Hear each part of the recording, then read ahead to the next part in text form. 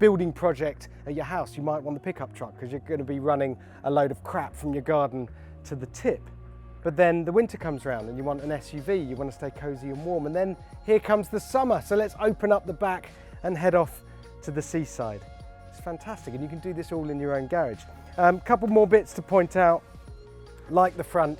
So these tail lights, there's just a removable panel, so you can mess around with the design of these. And you've got your truck's rear tailgate here. And we haven't really even got into all the wraps and the colors and the trims and the personalization. The levels that you can go to with this truck are quite extraordinary. If you haven't been on Slate Auto's configurator yet, it takes procrastination to whole new levels.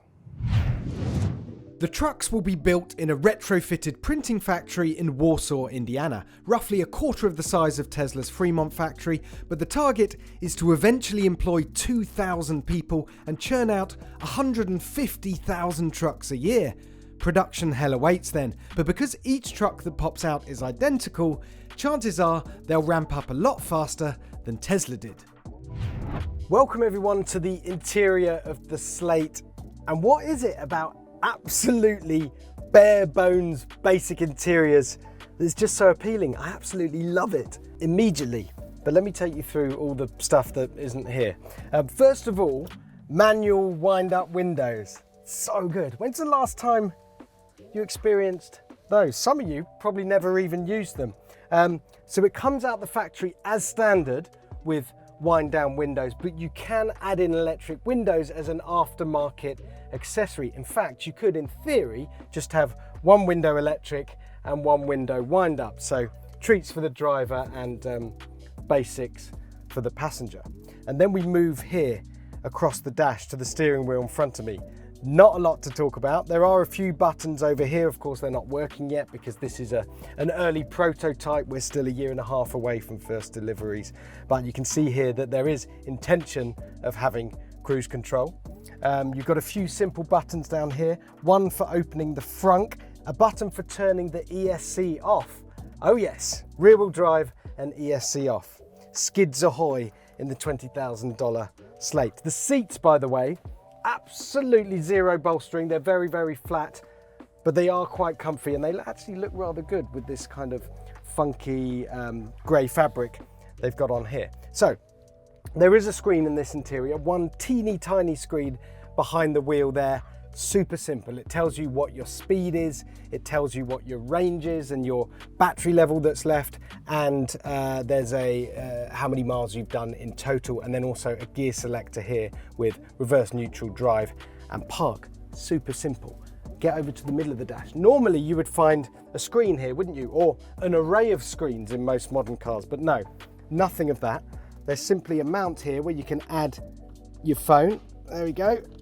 Let's get that plugged in, simple as that. You download an app and then you can control everything through the app on your phone. There's also an accessory that clips on here where you can have an iPad if you want a bigger screen, but you're not paying hundreds, thousands for an upgraded screen, a bigger thing. It's the screen you carry around in your pocket. We've got aircon in this car. Thank the Lord, because it's absolutely roasting today, with physical controls.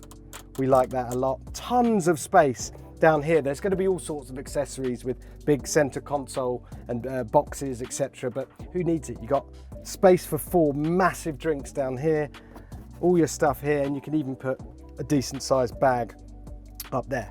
And then across the dash. So these flaps lift up, revealing what could be even more storage up here and in here. But you'll see here that they've got a couple of these speaker boxes fitted in. So these are the optional speakers that you can just clip in yourself, or I have seen an accessory with a clip for a portable Bluetooth speaker that kind of hangs down here under the dash. But super simple, it's up to you, choose what you want.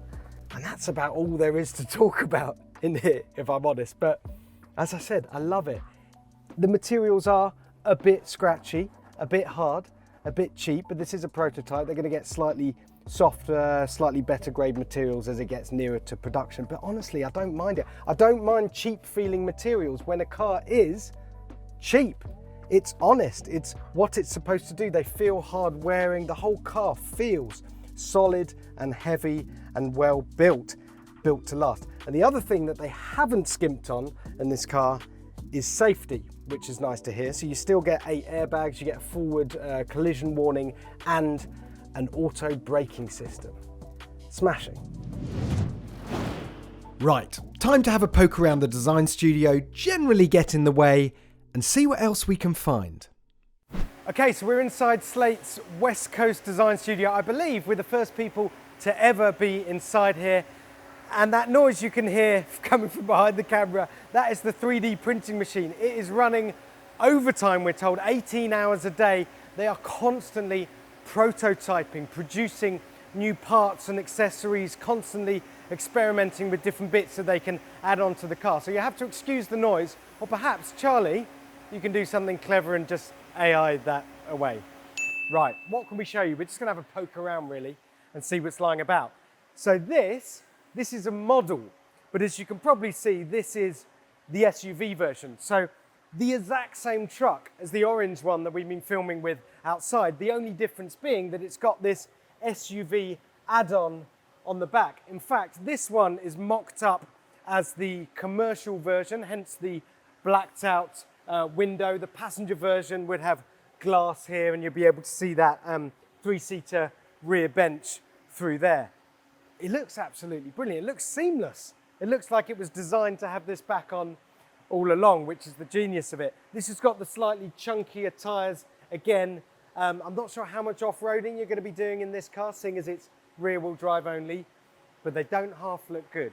They are going to spoil your range though. This one's got a roof rack on, and it's got a rather fetching kind of Land Rover heritage shade wrap on it.